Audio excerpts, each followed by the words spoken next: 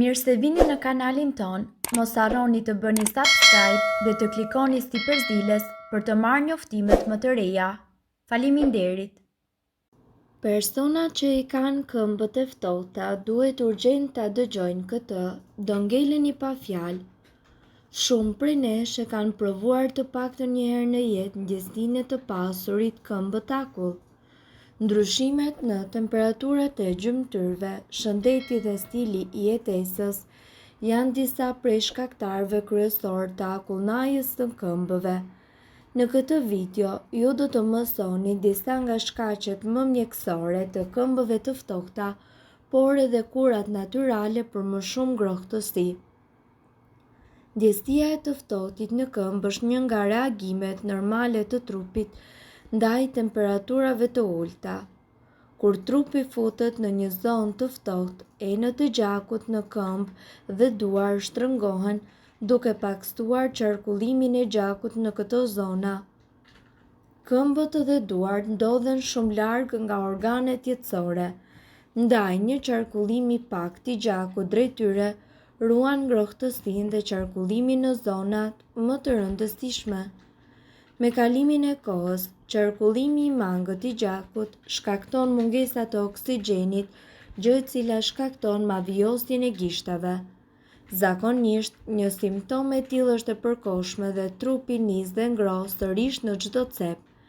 Megjithatë, ka njerëz të cilët kur ekspozohen në temperatura të ftohta ose tepër të larta apo përballen me stres, vuajnë nga një qarkullim i kufizuar i gjakut.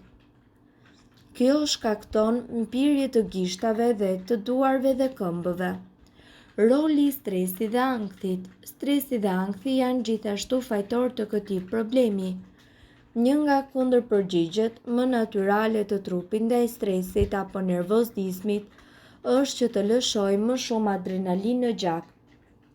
Ajo shkakton enët periferike të gjakut që të ngushtohen.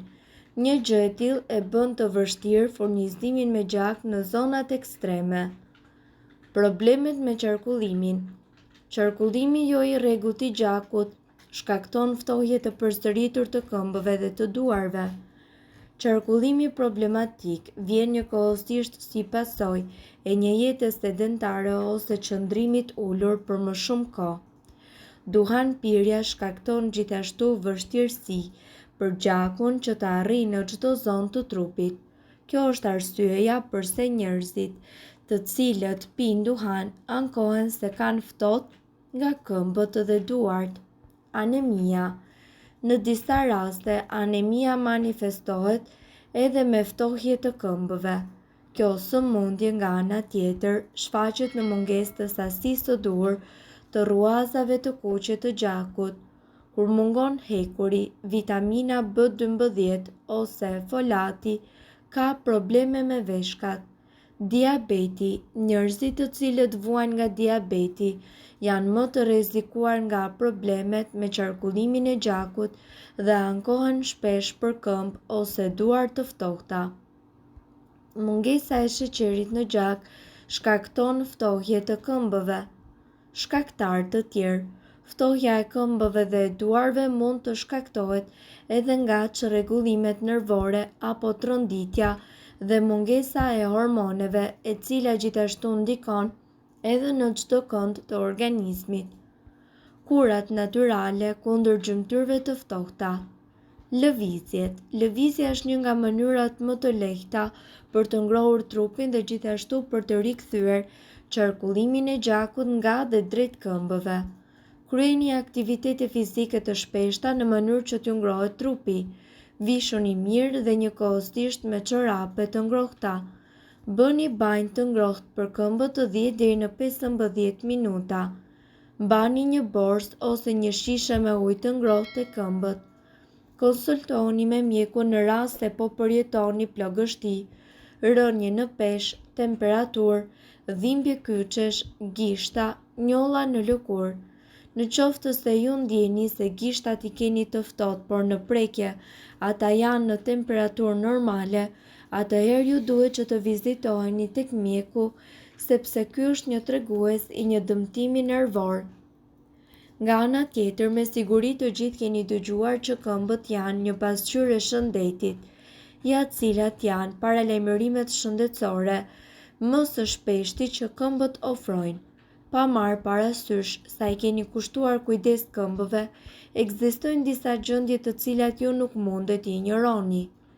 Nëse I keni këmbët e ftohta gjatë gjithë kohës, atëherë mund të keni probleme me tiroidet, por arsye të tjera mund të jenë qarkullimi jo I mirë I gjakut, një problem I cili mund të shkaktohet nga duhanpirja, presioni I lartë I gjakut apo sëmundjet e zemrës.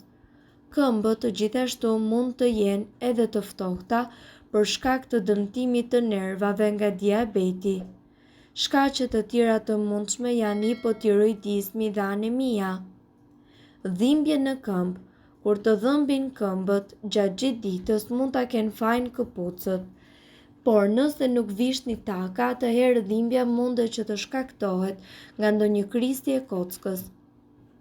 Si edhe arsye të tjera mund të jetë edhe një seancë shumë e fortë fiskulture apo sporte të cilat ndikojnë tek këmbët. Rreziku kushtohet nëse kocka është dobësuar për shkak të osteoporozës. Gishta këmbëve të kuq, të bardhë ose të kaltër. Sëmundja e Raynaudit mund të bëjë që gishtat e këmbëve të bëhen të bardhë, pastaj të kaltër, më pas të kuq dhe në fund të rikthehen në ngjyrën e tyre natyrale. Shkaku është një ngushtim I papritur I enëve të gjakut dhe gjithashtu mundet që të quhet vazospaz. Kjo mund të shkaktohet nga stresi ose nga një ndryshim I papritur I temperaturave, por nuk ka pasoja të mëtejshme. Ndryshimi I ngjyrës mundet që të shkaktohet edhe nga artriti reumatoid dhe problemet me tiroiden. Dhimbje në thembër. Shkaku më I zakonshëm I kësaj dhimbje në gjuhën shkencore quhet plantar fasciitis, është inflamacion I ligamentit që lidh kockën e thembrës. Dhimbja mundet të jetë më e mprehtë kur ju zgjoheni në mëngjes dhe ushtroni presion në këmbë. Artriti, fiskultura e tepruar dhe këpucët jo të përshtatshme gjithashtu munden të shkaktojnë dhimbje në thembër, ashtu si edhe tendoniti. Shkaqe më të rralla janë deformimi I kockës, dalja e kockës si shtizë në fund të thembrës, një infeksion I kockës apo thyerje. Tërheqja zvarre e këmbëve. Ndonjëherë shenja e parë e një problemi është ndryshimi në mënyrën e ecjes, si edhe bërja një hapi më të madh ose tërheqja e lehtë e këmbëve. Shkaku mund të jetë një humbje ngadalë të ndjesive në këmbë, shkaktuar nga dëmtimi I nervit periferik. Afro 30% e këtyre rasteve janë të lidhura me diabetin. Dëmtimi I nervit mund të shkaktohet edhe nga infeksioni apo edhe nga mungesa e vitaminave dhe alkolizmi. Shkaqe të tjera të mundshme për tërheqjen e këmbëve përfshijnë probleme me trurin, shtyllën kurrizore ose edhe muskujt tuaj. Nga ana tjetër, ju duhet të keni parasysh se edhe ndryshimi I gishtave mundet që të tregojë shumë për shëndetjen tuaj. Sipas ekspertëve, thonjt janë më të rrumbullakosur dhe në formë të mysët. Shkaku kryesor I kësaj gjendje është ndonjë sëmundje mushkërish, por ajo mund të shkaktohet edhe nga sëmundjet e zemrës, mëlçisë ose nga çrregullimet e tretjes dhe nga infeksionet. Mirë po duhet të dini se informacionet në këtë video kanë për qëllim të plotësojnë dhe të mos zëvendësojnë këshillat e mjekut tuaj dhe nuk kanë për qëllim të mbulojnë të gjitha përdorimet e mundshme, masat paraprake, ndërveprimet ose efektet negative. Informacionet në këtë video mund të mos I përshtaten rrethanave tuaja shëndetësore, prandaj para përdorimit konsultohuni me mjekun tuaj.